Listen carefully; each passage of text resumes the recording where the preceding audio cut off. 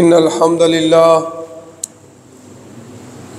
الصلاۃ والسلام علی من لا نبی بعد فاعوذ باللہ السمیع العلیم من الشیطان الرجیم بسم اللہ الرحمن الرحیم فَإِذَا قَضَيْتُم مَّنَاسِكَكُمْ فَاذْكُرُوا اللَّهَ كَذِكْرِكُمْ آبَاءَكُمْ أَوْ أَشَدَّ ذِكْرًا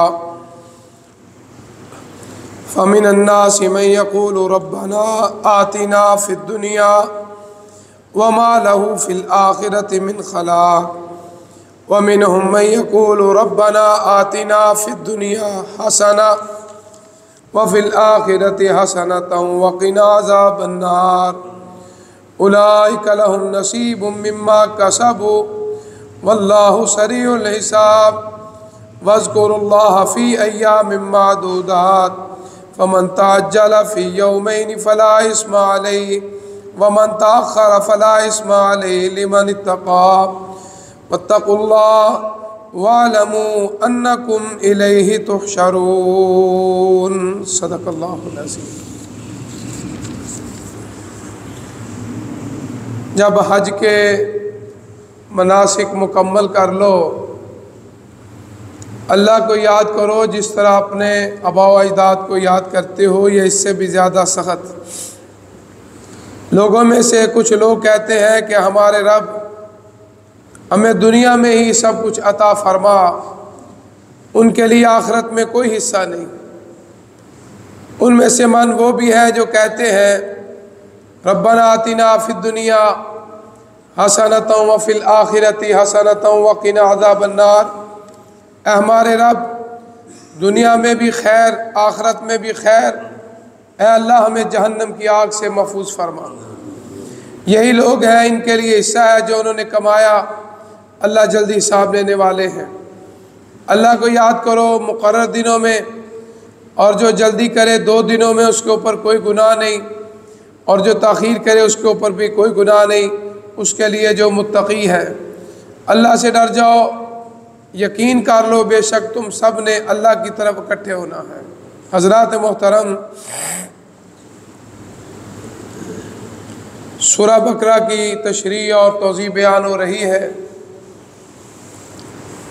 رب العالمین ارحم الراحمین فہم قرآن کے سلسلہ میں ان آیات میں حج کا اختتام کا ذکر فرما رہے ہیں۔ اس نے اتفاق ہے کہ آج اللہ کے فضل و کرم سے 29واں روزہ ہے۔ 5 طاق اور عظیم راتیں میری اور آپ کی زندگی سے گزر گئی ہیں۔ اللہ کے حضور دعا ہے کہ اللہ تعالی ہماری ان طاق راتوں کی عبادات اور دعائیں قبول و منظور فرمائے۔ اللہ فرماتے ہیں کہ جب تم حج کے مناسک مکمل کر لو، یعنی مینا کے اندر قربانی ہو گئی، جمرات بھی ہو گیا، سارے معاملات ہو گئے، بیت اللہ میں طواف کر کے واپس آ گئے۔ مینا کے اندر 2 دن ہے، 11، 12 اور 13 کا بھی ذکر آتا ہے۔ آقا علیہ الصلوۃ والسلام نے جو حج مبارک کیا، آپ نے صحابہ کو اعلان فرمایا کہ آپ اگر 2 دن کی رمی کر کے جمرات کو کنکریاں مار کے جانا چاہیں تو جا سکتے ہیں، لیکن فرمایا میں محمد صلی اللہ علیہ وسلم 13 ذوالحجہ کے دن بھی رمی جمرات یعنی کنکریاں مار کے جاؤں گا۔ اسلام نے یہ رخصت دی ہے، یومین 2 دن بھی کر سکتا ہے اور 3 دن بھی کر سکتا ہے۔ فرمایا یہ جو حجاج کرام ہے جب فارغ ہو کے مینا میں اکٹھے 2 دن گزارتے ہیں یا 3 دن گزارتے ہیں، اپنے آباء و اجداد اپنے قبیلے کے بڑے فخریہ کلمات کہتے تھے، میرا ابا ہیں جی، میری اماں ہیں جی۔ فرمایا نہیں، مینا کے اندر ان چیزوں کا ذکر نہ کرو، بلکہ اپنے رب کو یاد کیا کرو، بلکہ اس سے بھی زیادہ رب کو یاد کیا کرو۔ یہ جو 2 دن ہے یا 3 دن ہے مینا کے اندر، اس میں اللہ کا ذکر کرو، آپس میں گپ شپ لگانی۔ آج بھی تقریباً میرا خیال ہے وہی منظر ہے، بہت کم خیمے ہوتے ہیں کہ 11، 12 کو کوئی قرآن پڑھ رہا ہو، کوئی اللہ کا ذکر کر رہا ہو، کو تسبیحات کر رہا ہو، اکثر یا تو کھا پی رہے ہیں یا گپیں لگا رہے ہوتے ہیں۔ اس لیے اللہ نے حکم دیا کہ نہیں، حج جو ہو گیا ہے اللہ کا شکریہ ادا کرو۔ شیطان کو کنکریاں مارنی ہے لیکن ساتھ اپنے رب کو بھی یاد کرو جس رب نے تمہیں حج کا موقع عطا فرمایا۔ اس لیے وہاں اپنے بڑوں کی باتیں کرنا، فخریہ باتیں کرنا، تکبر کی باتیں کرنا، میں ایسے، اللہ کو یہ بات پسند نہیں ہے۔ میں تو ویسے اللہ کو پسند نہیں ہے۔ ابلیس شیطان نے کہا تھا کہ میں ہوں، اللہ نے فرمایا نہیں، کائنات کا خالق و مالک رازق ہی سب چیزوں کی طاقت رکھتا ہے، تجھے میں نے اپنے بنایا ہے، تو میری مخلوق میں سے ہے، اس لیے تیرے اندر اتنی طاقت نہیں۔ لیکن اللہ نے اس کو رسوا کر دیا، رجیم ہو گیا۔ آج بھی میں اور آپ پڑھتے ہیں اعوذ باللہ من الشیطان الرجیم۔ اس لیے تکبریہ والی باتیں کرنا، بڑوں کی فخریہ باتیں کرنا، اسلام اس بات کی اجازت نہیں دیتا۔ فرمایا ذکر کیا کرنا ہے؟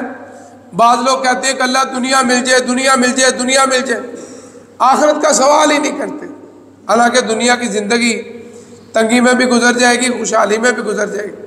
فکر یہ ہے کہ اللہ ہماری آخرت آسان کر دے، قبر کی زندگی آسان کر دے۔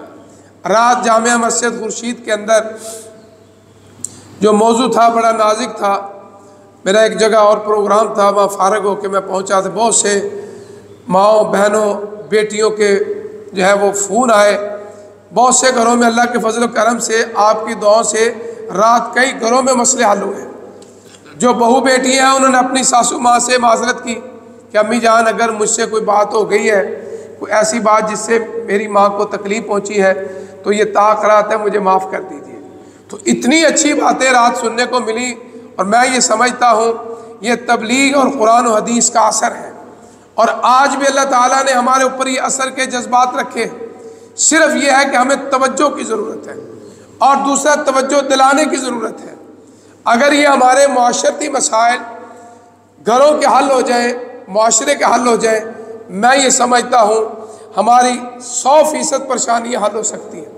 ہماری ٹینشنیں، ہماری پریشانیاں یہ گھریلو مسائل کی وجہ سے زیادہ ہے۔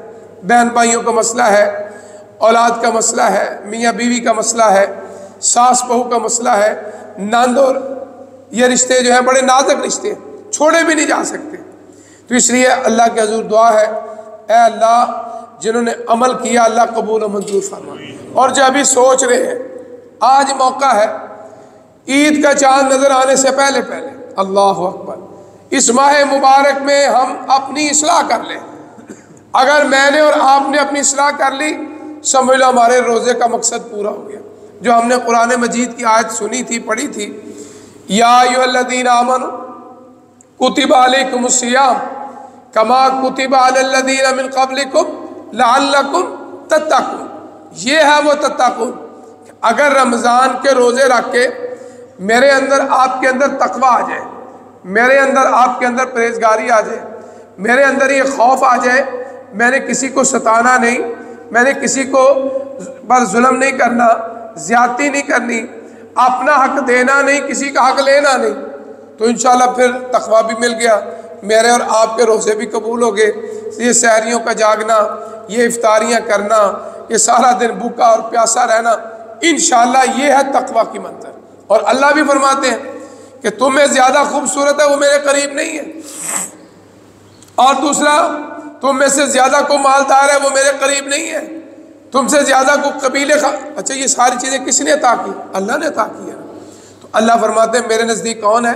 ان اکرمکم عند اللہ اتقاکم، سب سے زیادہ باعزت اللہ کے ہاں وہ ہے جو زیادہ متقی پرہیزگار ہے، جو اپنی اصلاح کرتا ہے، اپنی غلطی کو مان لیتا ہے۔ شیطان نے اپنی غلطی نہیں مانی، آج تک رجیم ہے۔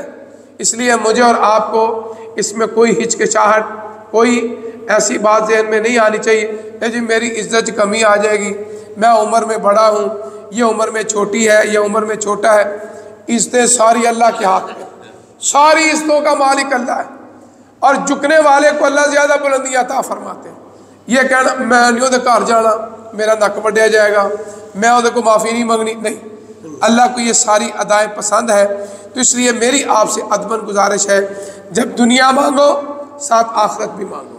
ربنا آتنا فی الدنیا حسنۃ وفی الآخرۃ حسنۃ وقنا عذاب النار. اللہ مجھے اور آپ کو اس پہ عمل کرنے کی توفیق عطا فرمائے.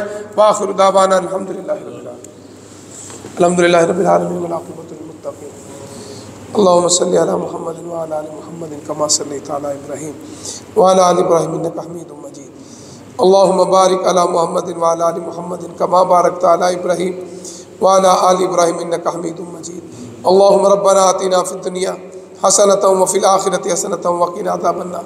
اے رب العالمین جتنی عبادات کی ہیں قبول و منظور فرما. ہماری سحری افطاریاں قبول فرما.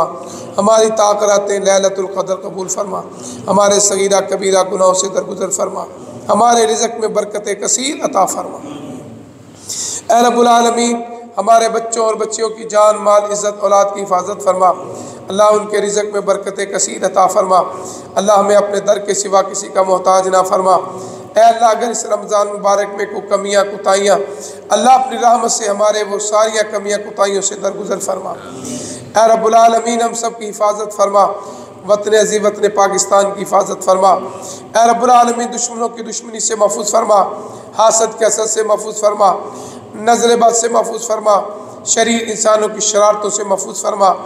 ربنا تقبل منا انک انت السمیع العلیم وتب علینا انک انت التواب الرحیم. صلی اللہ علی خیر خلق محمد وآلہ وآل بیتہ واصحابہ اجمعین برحمتک یا ارحم الراحمین.